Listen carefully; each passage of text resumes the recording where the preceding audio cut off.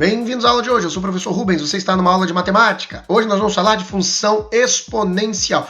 Hoje nós vamos falar de gráfico. Para fazer o gráfico da função exponencial, nós vamos começar calculando o valor numérico da função. Se você não sabe calcular o valor numérico de qualquer função, clica no card que está aparecendo aí. Vamos fazer direto para a exponencial. Vamos pegar primeiro o f de menos 2. Nós aplicamos uma propriedade de potência, vai virar a fração, porque sempre que for negativo, vem para baixo para ficar positivo esse expoente. E aí você resolve, vai dar 1/4.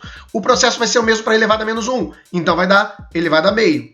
Bom, saindo do negativo, nós passamos pelo zero, sabemos que todo número elevado a zero é igual a 1, nós passamos para 1, todo número elevado a 1 é igual a ele mesmo, passamos ao 2, 2 elevado a 2 é 4, podemos ir ao 3, que vai gerar o 8, ao 4, que vai gerar o 16. O importante aqui é perceber que nós calculamos o valor numérico de cada um desses pontos. Essa quantidade de pontos para a função exponencial, ela é boa.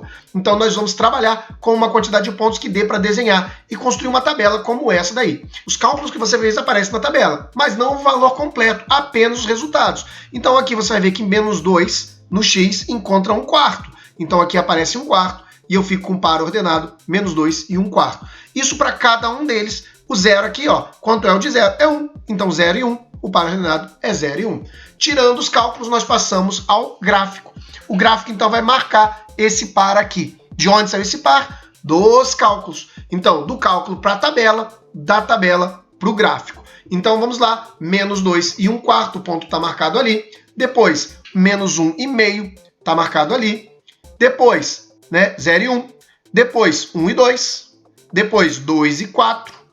E poderia ser o 3 e 8, mas não dá para desenhar nesse espaço que a gente tem aí. Então parei aí onde dá para você ver. Nós fazemos a linha e o gráfico fica assim desse jeito, crescendo muito rápido de uma hora para outra. Olha só, ele não começa aqui, ele teria um tanto antes. E ele não termina aqui, ele tem um tanto depois, tanto que a gente tem valores aqui para depois, só que eu não consigo marcar. Então, para facilitar a visão de vocês, eu joguei no programa e a gente viu o gráfico, ele fica dessa maneira aqui, ok? Mas esse gráfico ele tem uma característica especial, que é uma coisa chamada de assíntota. Então vou tirar e vou botar os valores aqui para você enxergar. Repara que aqui não tem nada, é como se fosse mais 0. Aqui é mais 1 e aqui é menos 1. Vai gerar esses gráficos que vocês estão vendo aqui.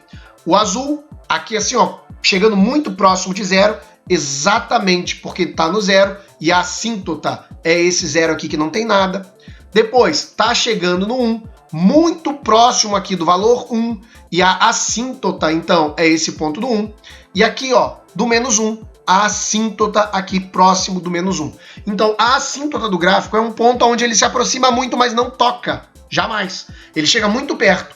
E ele chega muito perto de quem nesse primeiro gráfico? Do 1. Ele chega perto muito de quem nesse terceiro gráfico aqui? Do menos 1. E aqui ele chega perto de quem? Do 0. É fácil observar, se você olhar daqui, não tinha nada. Então a assíntota era 0, 1, a assíntota foi 1, menos 1, a assíntota foi menos 1. Isso mostra como se o gráfico subisse ou descesse, igualzinho quando a gente vê na parábola, igual a gente viu na senoide e na cossenoide. Mas não esquece, o gráfico sai daquela tabela. Então você constrói a tabela para chegar em qualquer um desses gráficos. Nós sabemos, então, que todos esses gráficos são crescentes. Repara, ele vem e, de repente, cresce. É o estudo de função normal. Só que tem uma característica. Ele é crescente porque a base, quem é base? Base é esse número aqui. A base, ela é maior do que 1. Na função de segundo grau, tem que ser maior do que 0. Na função exponencial, a base é maior do que 1. Se a base é maior do que 1, o gráfico é crescente. Agora, é óbvio que poderiam existir gráficos decrescentes, e aqui eu tenho exemplos dele, aqui as assíntotas marcadas da mesma maneira.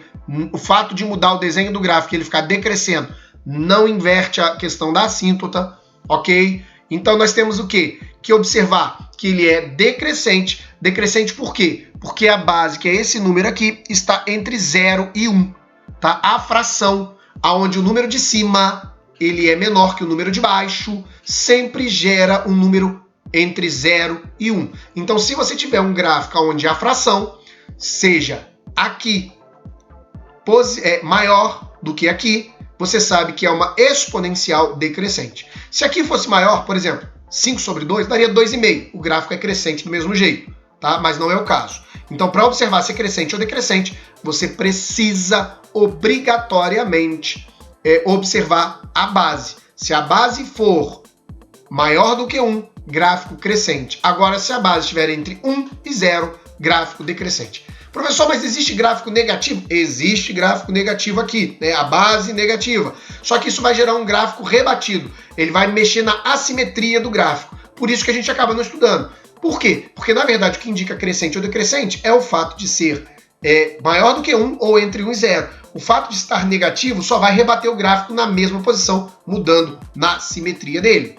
Vamos então ao exemplo onde a assíntota mudou para o 1. Você vai fazer normalmente a substituição, você vai encontrar a fração do mesmo jeito, e aí você vai chegar nesse cara aqui.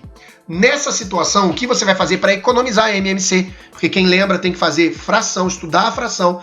Então você vai tirar o MMC e vai dar um pouquinho de trabalho. Então o que eu vou fazer? Eu vou usar uma gambiarra, né, um macete. Vou pegar esse 4, multiplicar pelo 1 e vou repetir ele de fora a fora. Isso sempre pode ser feito quando não tem ninguém aqui.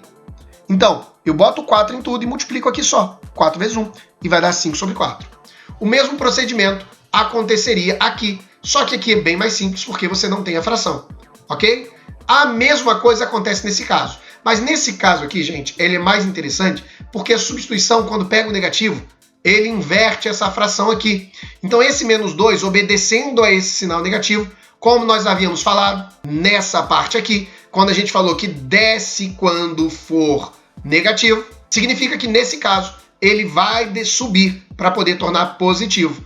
Então ele desce, se tiver já positivo virar negativo, agora se ele já está negativo, você só precisa subir. Depende de como está o desenho. Então nesse caso aqui vai ficar 2 elevado a 2, que dá 4 mais 1, que dá 5. Se tiver positivo, o que você vai fazer é aplicar a propriedade de potência, fazendo 1 elevado a 2, que é 1, e 2 elevado a 2, que dá 4.